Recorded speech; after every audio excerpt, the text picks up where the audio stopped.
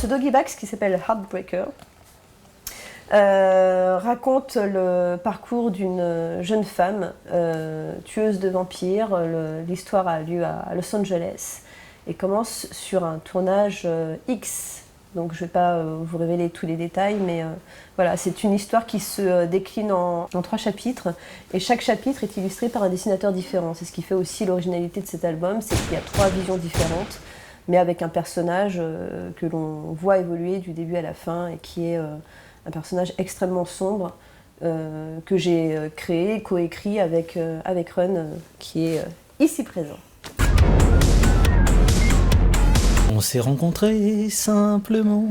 Moi, je suis toujours à la recherche de personnalités un petit peu trash. Et puis, je connaissais de Katsuni à l'époque. Ayant vu plusieurs fois, moi, je t'avais vu sur le plateau de Ruquier. Ils disent tous ça. Non, je n'ai jamais... Alors, attention, je tiens à le préciser. Je n'ai jamais vu de film. Je l'ai vu sur le plateau de Ruquier, On n'est pas couché. Et je me suis dit, en plus d'être une icône trash, ce qu'elle dit, c'est vachement intéressant. Et ensuite, j'ai su qu'elle avait un blog sur les Inrocks, le blog de Katsuni. Écrit, hein. Donc maintenant, je sais que c'est pas elle qui l'a écrit, mais à l'époque, je croyais que c'était elle. Non, c'est elle. Et je trouvais que c'était bien écrit, justement. Et je me suis dit, peut-être qu'il y aurait moyen de faire un truc avec elle. Progressivement, je l'ai vu dans le Golden Show. J'ai demandé le contact à Monsieur Poulpe, et puis voilà, on a commencé une correspondance comme ça. On s'est rendu compte qu'on avait pas mal de points communs sur beaucoup de choses. Et puis de là est née l'idée de bosser ensemble. En sachant qu'au départ, c'est vrai que c'était plus pour participer à une de ses vidéos promo, puisqu'il a l'habitude de faire des teasers pour la promotion de CBD. Et puis finalement, en discutant, on s'est rendu compte qu'il y avait encore plus à faire, et de là est née l'envie de créer un nouveau personnage et de coécrire. On n'avait pas de référence claire. Toi, t'en avais à ce moment-là ? Pour moi, c'était surtout symboliquement, c'était le parallèle entre vampirisme et pornographie, mon expérience personnelle. Le personnage de Célina et les autres personnages féminins qu'on peut voir dans la BD, pour moi, sont assez symboliques, représentatifs des filles qu'on retrouve dans l'industrie du X, puisqu'il y a une forme de quête, l'envie de devenir une femme, et même d'être une surfemme, d'être une héroïne.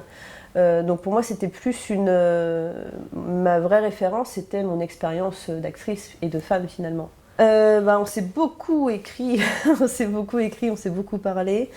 À distance, c'est pas toujours simple, hein, mais il y a eu beaucoup d'échanges. Honnêtement, ça a été un plaisir, parce qu'on est très complémentaires, on vient d'univers, de milieux différents, on a nos sources d'inspiration différentes, mais justement, en cela, on s'est vraiment complétés.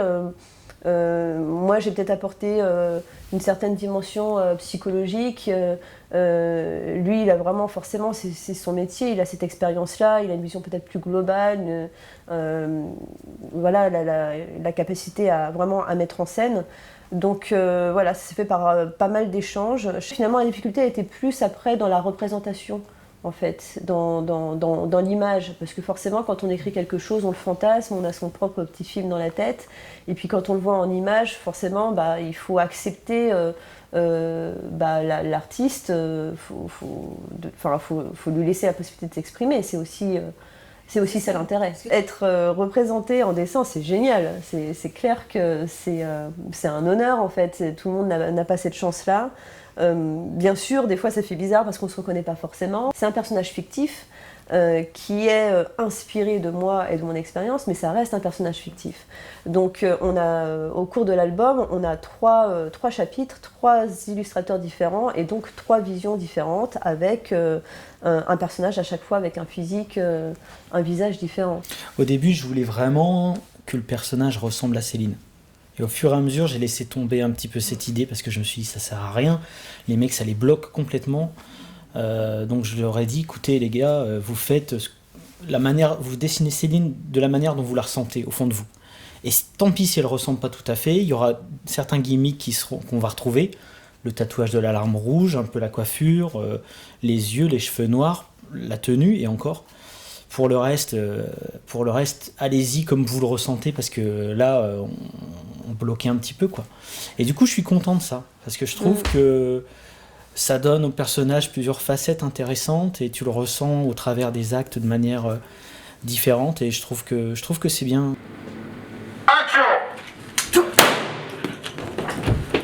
On fait jamais rien dans la demi-mesure. C'est elle. Moi je voulais un petit guest au début. Ouais, c'est vrai.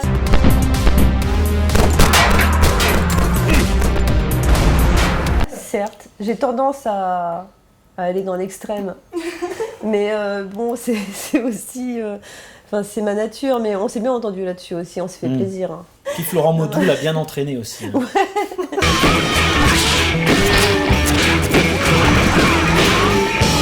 J'ai toujours été fan de films d'action en particulier, surtout les films d'arts martiaux. J'avais une petite expérience en karaté, mais bon, voilà, qui remonte à l'adolescence, donc c'était pas grand-chose. Et puis à l'approche de ce projet de tournage, je me suis dit, voilà, il faut que je m'entraîne parce que sinon, je vais pas être crédible. Et avant, j'avais pas le temps, j'avais pas l'énergie, puisque j'étais uniquement, j'étais immergée dans l'UX. Là, j'ai toute cette énergie en moi. Je me dis, je vais m'entraîner. Je me suis entraînée vraiment. J'ai eu la chance de rencontrer une équipe de cascadeurs qui sont géniaux, qui sont adorables, pros, talentueux, et que je remercie vraiment. Voilà. Merci Kefi Abric, merci Mathieu Lardo et les autres qui sont présents dans ce trailer. Je tiens le flingue, je récupère. 1, 2...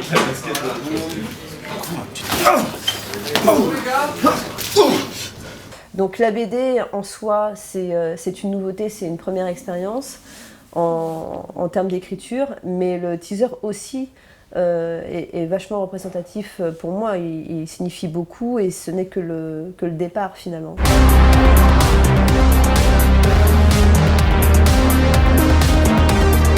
Fatalement, dans les premiers Doggy Bags qu'on tournait, on faisait ça, on venait de manger le midi, on se disait « Ah vite, il y a un peu de soleil, on va faire croire qu'on est dans le désert, tu vois ?»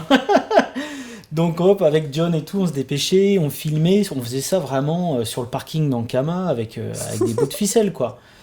Là, on travaille avec Céline, donc on se dit « Attends, la meuf, elle est habituée à bosser dans des trucs super pro et tout, on va pas lui dire « tu viens sur le parking d'Ankama, puis quand on aura 5 minutes et qu'il y aura le soleil, on fera un truc. » Donc on s'est dit, ok. Quoique dans le porno, c'est beaucoup ça aussi. Hein. Ah ouais, tu m'as pas dit ça, si j'ai essayé. Du coup, on s'est dit, il faut se donner les moyens.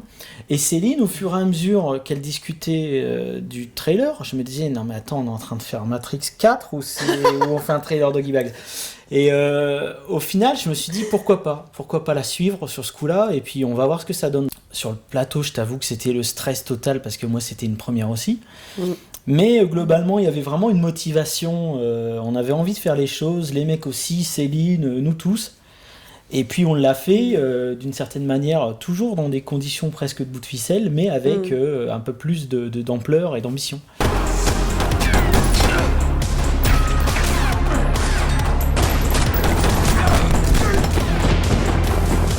Alors, on n'est jamais 100% satisfait de ce qu'on fait. Ouais. Mais je trouve qu'au final, on s'en est pas trop mal tiré. Et puis, il y avait des gens motivés. On a fait des belles rencontres, notamment Eric Ducron qui a bossé sur les effets spéciaux en live. Et ça, c'est ce qu'on disait tout à l'heure. Ça fait du bien de revoir des effets spéciaux en live avec du vrai sang, des vraies têtes coupées, des trucs. Et puis voilà. Mais c'est vrai qu'au début, le concept, c'était juste de faire apparaître Céline dans un trailer fait maison. Et puis, tout doucement, on est arrivé vers ce trailer. Ouais.